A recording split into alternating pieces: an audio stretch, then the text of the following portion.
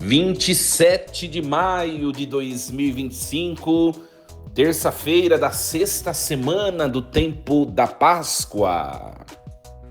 Meus queridos ouvintes da Rádio Rainha da Paz, vos saúdo com a paz de Jesus, também os meus seguidores das minhas redes sociais, Padre Diego Araújo, no YouTube, no Facebook, no Instagram. Louvado seja Deus, todos sintam-se bem acolhidos. É uma alegria nos encontrarmos diariamente para ouvirmos a palavra de Deus e depois refletirmos a palavra, colocar a palavra atualizada na nossa vida pessoal, familiar. É uma bênção, é um privilégio para nós, né? Queridos, não esqueçam de divulgar a nossa rádio Rainha da Paz, como também de compartilhar nas redes sociais esse material. Diariamente nós refletimos um texto bíblico, como acabei de dizer, e hoje nós vamos continuar a refletir a primeira leitura que a igreja nos propõe na sua liturgia diária. Em nome do Pai, e do Filho, e do Espírito Santo. Amém. Meus queridos filhos e filhas, a leitura hoje a ser proclamada é dos Atos dos Apóstolos, capítulo 16, versículos do 22 ao 34.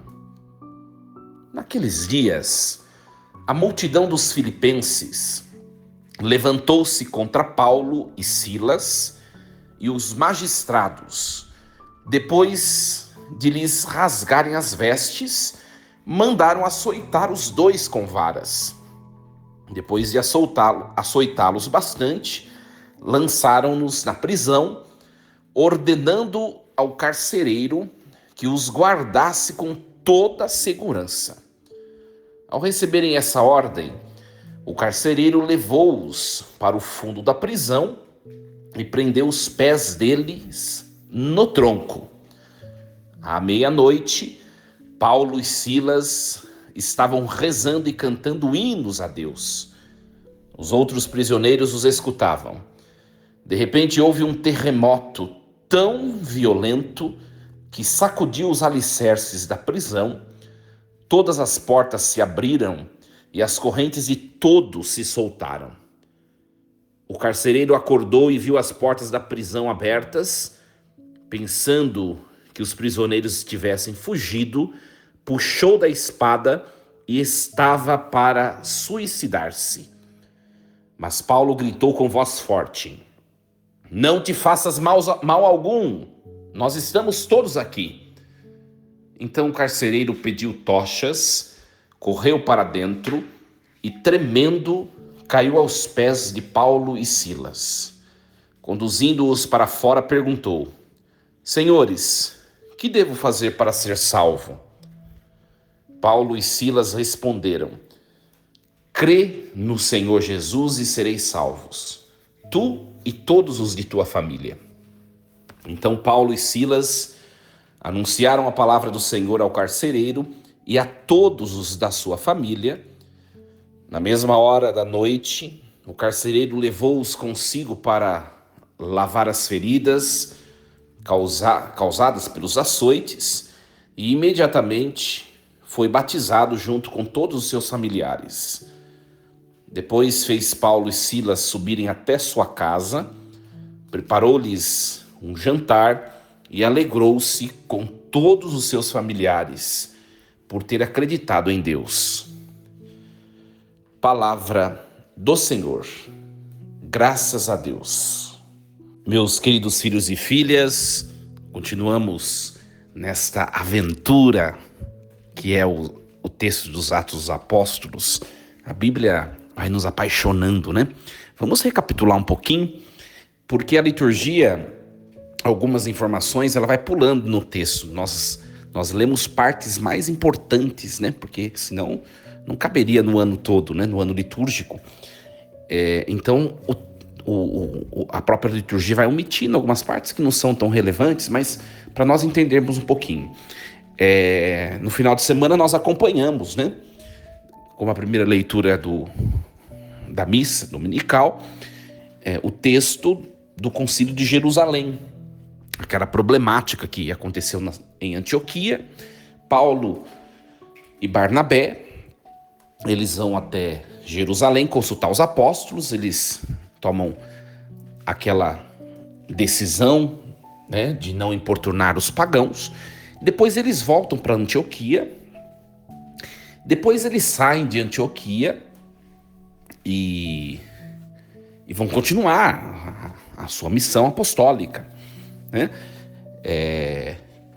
Barnabé vai para outro lado evangelizar e ele toma consigo João Marcos, porque Paulo não quis mais a companhia de João Marcos. Nós vemos, esse trecho foi omitido, né? João Marcos acompanhava Paulo. Não sei se vocês se lembram na leitura de domingo, quando Paulo volta de Jerusalém com a carta dos apóstolos para ser lida lá em Antioquia, foram enviados junto com Paulo e Barnabé 2 homens, Judas Barsabas e Silas, né? Então, depois que eles terminam de ler e a comunidade lá de Antioquia se acerta, né? Como eu acabei de dizer, Barnabé e João Marcos vão para outro lado, né? E eles levam com eles Judas, que vai embora de volta para Jerusalém. Então Judas volta para Jerusalém e Silas decide ficar com Paulo, né? Silas era um daqueles que os apóstolos enviaram com ele para Antioquia para ler a carta. Então por isso que o texto de hoje começa já, a multidão levantou-se contra Paulo e Silas. E o que acontece? Paulo e Silas vão anunciando o evangelho, né? Nós vimos o texto, depois eles vão se encontrar com Timóteo, né? Depois eles vão se encontrar com Lídia, e essas pessoas vão se convertendo, né? E hoje também é omitida a primeira parte, né, do capítulo 16. Se você puder ler até desde o finalzinho do 15, isso faz bem, né? Se você puder ler na sua casa, né? Mas eu vou explicar.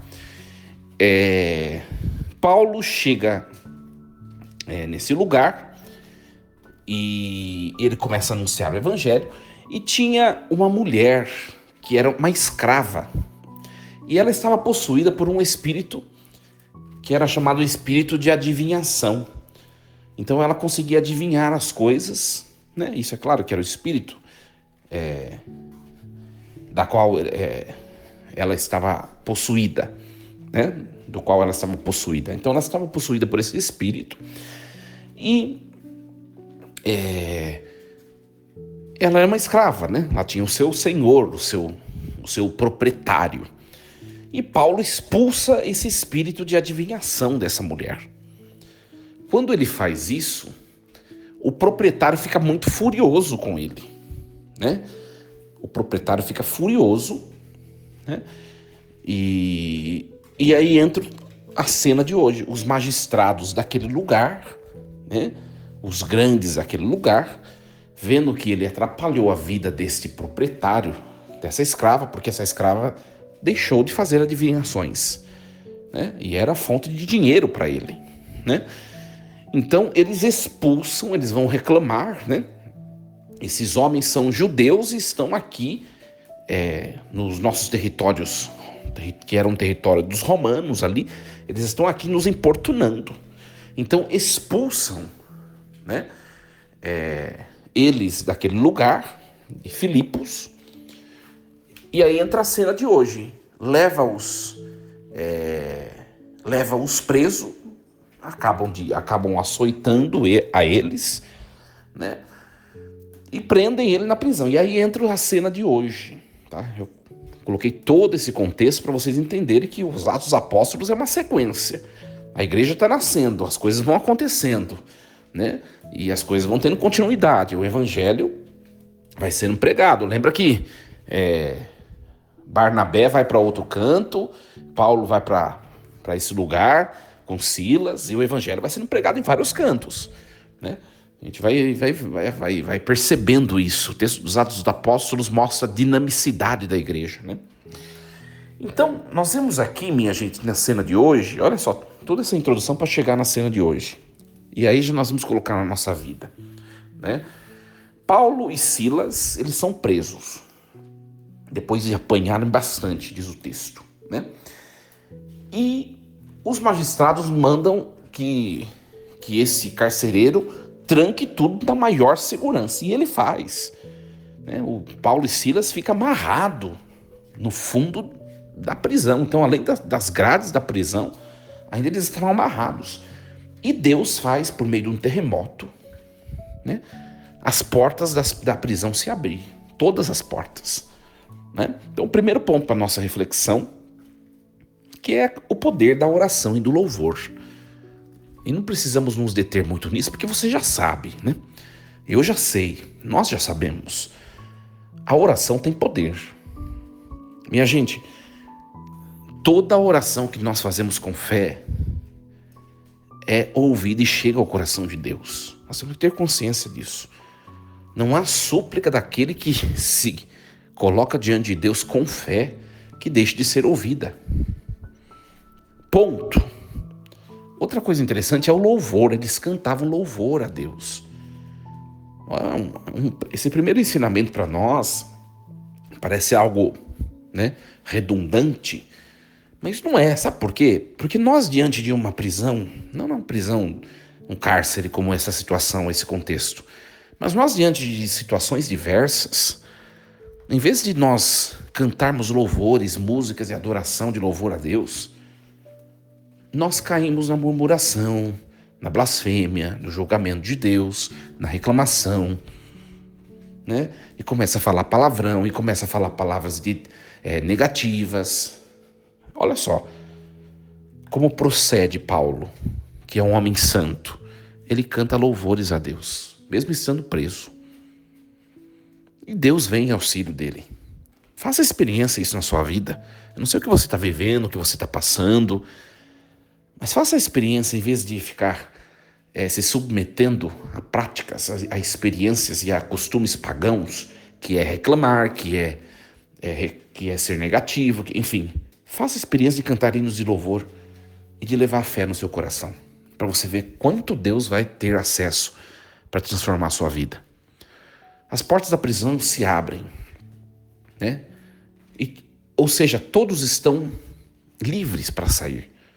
O carcereiro, pensando ser punido pelos magistrados, ele prefere se matar. E Paulo não permite, não se mata, nós estamos aqui.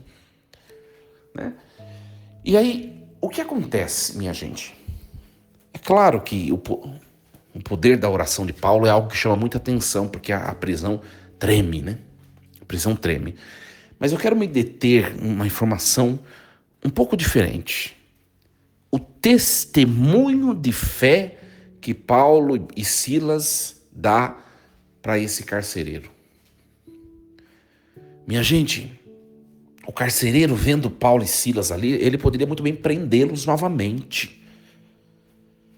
Mas ele se deteve tanto naquele milagre que aconteceu, naquele tremor, aquele terremoto que veio. Ele associou o terremoto com o canto de louvor e com a oração de Paulo e Silas, que estavam de noite rezando. Então ele se deteve mais naquele sinal sobrenatural do que nos próprios detentos que deviam voltar a ser presos. Uma pergunta para mim e para você. Será que as pessoas, quando se relacionam conosco, conversam conosco, nos veem, as pessoas que nos conhecem, que convivem conosco, será que quando elas estão conosco, ou quando elas estão próximas de nós, ou quando elas conversam conosco, enfim, será que elas percebem Deus em nós? Será que nós temos traduzido aquilo que é a força que vem do Altíssimo, que quer morar dentro de nós para ser comunicada a outrem?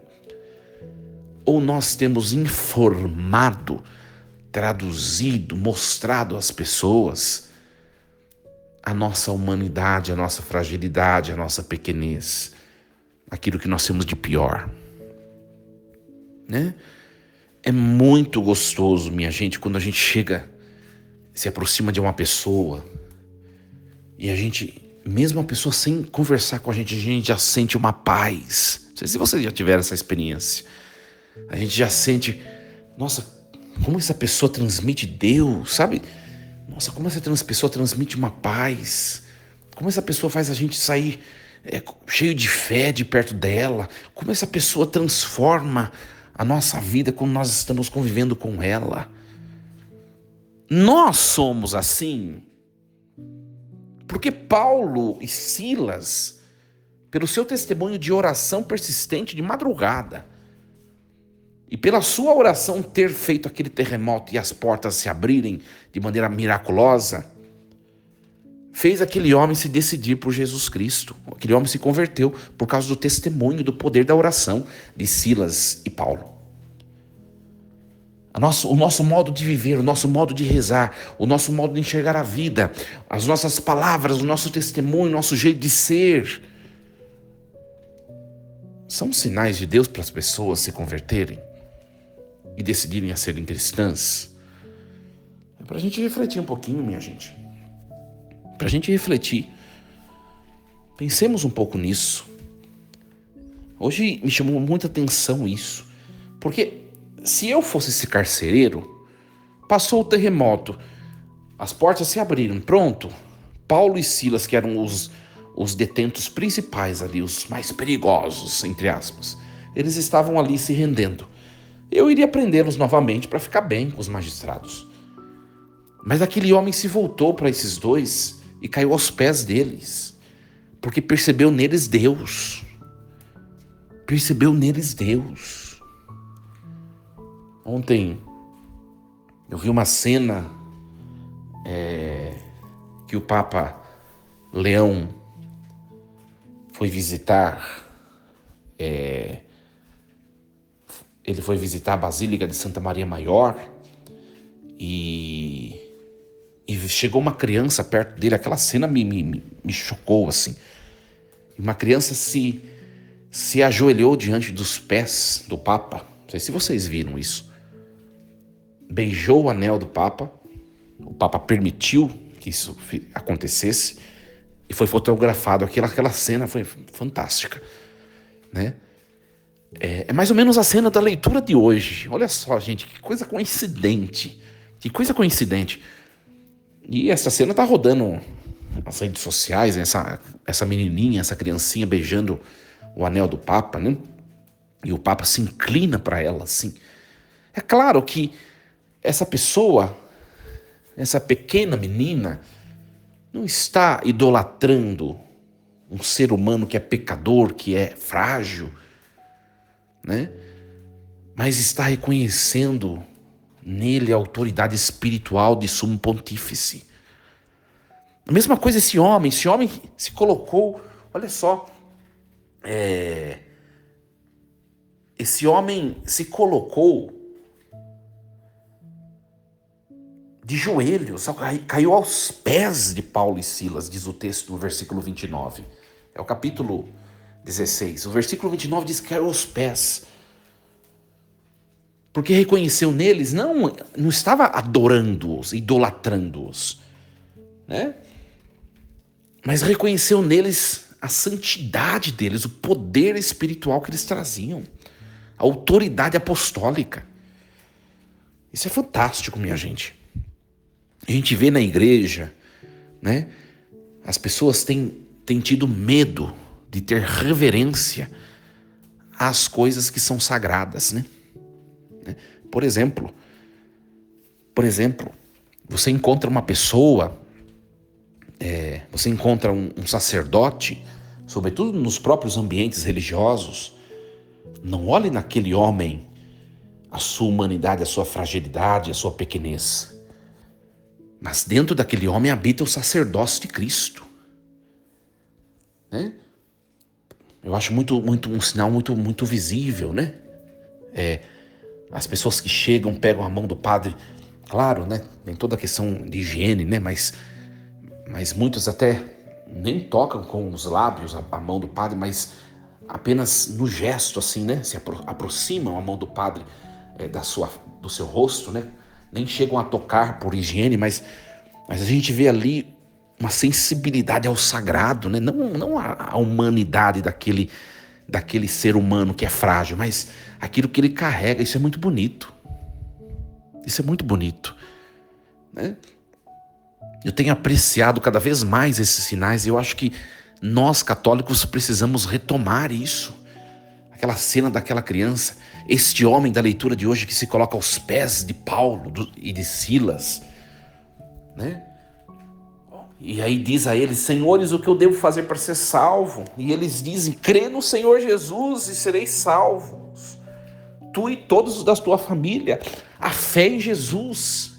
Quando nós nos aproximamos de alguém que traz um sinal sagrado ou de alguma coisa que nos reflete algo sagrado, não é que nós estamos adorando aquilo. Nós somos católicos, nós temos que compreender a diferença entre idolatria e reverência, e estima e admiração. Nós temos perdido muito a sensibilidade pelo sagrado. As pessoas entram na igreja como se estivessem entrando no estádio de futebol. As pessoas entram até na capela do Santíssimo Sacramento, às vezes, né? Como se estivessem entrando num torneio de esportes, qualquer que seja, né? As pessoas cumprimentam o padre. Olha, isso me incomoda muito, minha gente. Muito, muito, muito. Na paróquia, a outra paróquia de onde eu vim, no começo tinha esse problema, depois isso foi se perdendo, né?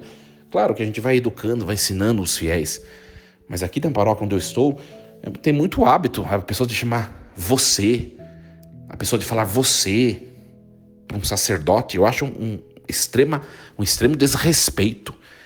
Por mais que a pessoa seja idosa e o sacerdote seja jovem, é uma autoridade religiosa. Traz o sacerdócio de Cristo, é Senhor, né? É Senhor, a estima, a admiração. Olha, esse homem cai aos pés de Paulo por aquilo que Paulo testemunhou de ser um homem cheio da autoridade de Deus. Isso é belíssimo, é bonito. É bonito. Nem todos compreendem isso, né? Tem que ter uma sensibilidade espiritual ao ler esse texto e perceber esse sinal que é sutil, né? Paulo e Silas anunciam a palavra a este carcereiro e depois anunciam também a todos a palavra a todos da família dele, e todos são batizados imediatamente, diz o texto. Imediatamente. O sacramento não é vamos dizer assim, o sacramento não é um acessório. O sacramento é necessário. Anunciou a palavra, despertou a fé, confere o sacramento. O sacramento é o sinal sensível daquilo que a palavra nos entrega, que é a fé. Precisamos batizar. Precisamos batizar quem não é batizado, minha gente. Precisamos dar Eucaristia àqueles que ainda não comungam. Precisamos crismar aqueles que ainda não receberam o dom do Espírito Santo para serem apóstolos no mundo. Tem muita gente que caminha anos e anos na igreja e não tem o sacramento da crisma. Precisa priorizar as coisas de Deus. A gente dá muita desculpa, não tem desculpa. Não tem desculpa. Tem longos anos na igreja e está sem o sacramento da crisma, vai lá. Mas tem que fazer a catequese, é muito tempo e não sei o quê. A gente fica dando desculpa, mas quando é coisa que a gente importa pra gente, que dá dinheiro, a gente faz. A gente vai atrás. Se a empresa onde trabalha exige alguma formação, alguma coisa, a gente vai lá e faz. Não vale a pena? Né? Não vale a pena? E aí, tudo termina numa refeição. Que alegria. O carcereiro levou Paulo e Silas para sua casa e eles jantaram juntos. Isso é fantástico. E a gente vê muito isso, é muito bonito, né? Isso acontecer na vida de igreja, né? Eu vejo Deus na pessoa de sacerdote, né? Lendo essa leitura, me faz muito me lembrar, né? Aqui na minha paróquia onde eu estou mesmo, Tantas pessoas, padre, vamos jantar junto com a gente, nossa família, né? Esses dias mesmo fui visitar um círculo bíblico do ECC, aqui da paróquia, e terminou com a refeição. É muito bonito, né? Tomar refeição juntos, tomar um bom vinho ou um chopp, né? Ou até mesmo um suco, enfim, isso não é o mais importante. Mas estar juntos, partilhar, né? E se assentar na mesa de alguém, né? Ter um apóstolo na nossa mesa, isso é um privilégio, porque é ter o próprio Cristo, né? Olha só, Paulo e Silas prestaram o serviço de Deus, fizeram a obra de Deus, ou seja, batizaram, servindo a Deus. E por fim eles foram admitidos à mesa, à casa, né? Não sei se na sua casa já foi um sacerdote, se já pisou um sacerdote na sua casa, o próprio Cristo já foi te visitar. É um privilégio, é um privilégio. Tem muita gente que não valoriza isso, né? E por detrás de um evento real, material, ou seja, um ser humano, um homem veio me visitar. Tá, Paulo e Silas. Por detrás disso tem uma força, uma obra espiritual, uma força que vem de Deus entrando na sua casa, junto daquele que é consagrado a Deus. Isso é fantástico. Infelizmente, muitos não valorizam isso. Muitos não valorizam. Por quê? Porque a gente entra em tudo que a gente faz, minha gente, a gente entra numa rotina, né? A gente entra numa rotina.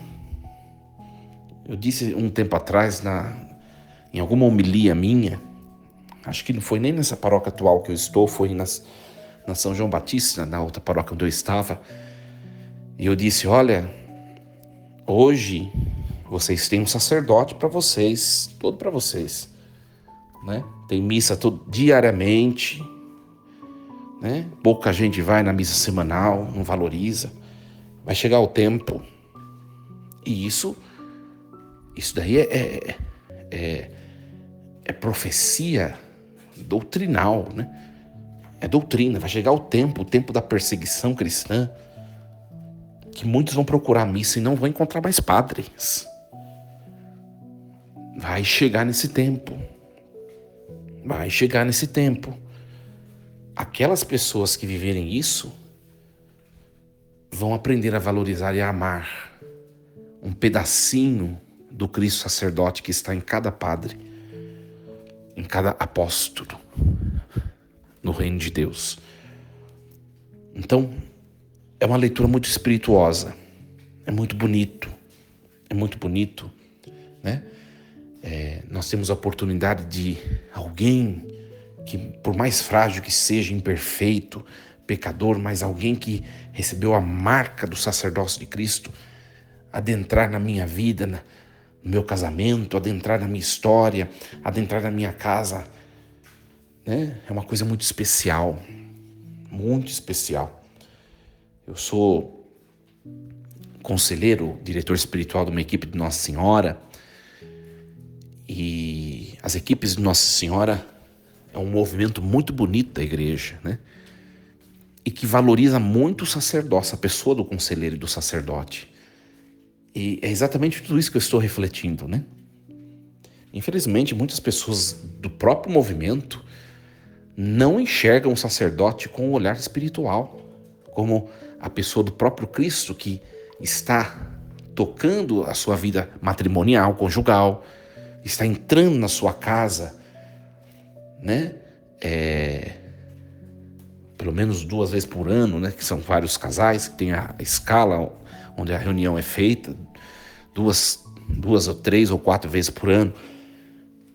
Vai perdendo esse olhar espiritual e vai entrando numa rotina, né? Numa rotina. Minha gente, a rotina é um grande destrutivo na vida de qualquer pessoa. Tanto na sua vida pessoal, quanto na sua vida conjugal, na sua vida profissional, na sua vida familiar, mas também na sua vida espiritual, religiosa, na vida de fé, na vida eclesial. Tudo que vai sendo permitido deixar entrar numa rotina, nós perdemos o olhar místico daquilo. E o texto de hoje é um texto fantástico. Esse texto de hoje é um texto fantástico. Nos permite valorizar um pouco mais aquilo que nós temos, né? Vou dizer uma coisa a você. É claro que eu falei mais dos sacerdotes. Por quê? Porque Paulo é apóstolo, né? Paulo é apóstolo, é um sacerdote, né? Mas isso vale para qualquer dom que Deus envia a nós por meio de pessoas. Isso vale, né? Isso vale para toda situação que se assemelha a isso. Por exemplo, você tem uma amizade com uma pessoa que você sabe que é uma pessoa de muita oração. Pare e pense um pouco. Como você é privilegiado. Agradeça a Deus por isso. Eu vou falar uma coisa aqui, né? Eu tenho a pessoa mais importante na minha vida, que é uma pessoa de oração, a minha mãe. Eu sou um padre agraciado, abençoado. Eu sou privilegiado, comparando a tantos outros sacerdotes, a outros padres. Sabe por quê? Porque eu tenho uma mãe que reza muito por mim. Ela reza muito, muito, muito. E minha mãe reza mesmo. Olha, minha mãe passou muitas dificuldades na vida para nós estarmos onde nós estamos e não termos fracassado, sucumbido. É pela oração dela. Minha também. Mas a mim e depois a ela. A ela e depois a mim. Né? Então, eu valorizo isso. Eu tenho uma mãe que reza. Isso me deixa tranquilo. Isso me deixa tranquilo. Você também já pensou um pouco sobre isso? Você que tem amizade com um sacerdote, você já valorizou isso espiritualmente falando? Você que tem amizade com alguém que é uma pessoa cheia de pureza, cheia de santidade, e você sabe que é uma pessoa que reza por você, você já valorizou isso? Por quê, minha gente? Porque às vezes a gente valoriza outras coisas. A gente valoriza aqueles que só chegam junto de nós nos momentos bons. A gente valoriza quem tem dinheiro. A gente valoriza e coloca tantos outros critérios para valorizar as pessoas. Seja esperto. Outro dia eu disse numa homilia, outro dia não, faz tempo já, né? Sejam espertos. Tenham amigos santos, amigos espiritualmente, vamos dizer assim, abundantes e frutuosos. Tenha amigos inteligentes e cheios de virtudes. Não escolha gente ruim para estar perto de você, não. Escolha gente boa, gente boa. E o primeiro critério é Deus. É Deus. Que Deus nos ajude a compreender todos esses mistérios e o tempo vai se delongando, não tem mais tempo. Obrigado pela sua presença. Obrigado, ouvintes da Rádio Rainha da Paz. Fiquem na graça, na paz de Jesus. Que Deus os abençoe e os proteja hoje e sempre. Em nome do Pai, do Filho e do Espírito Santo. Amém. E lembremos-nos sempre, Deus está no comando de tudo.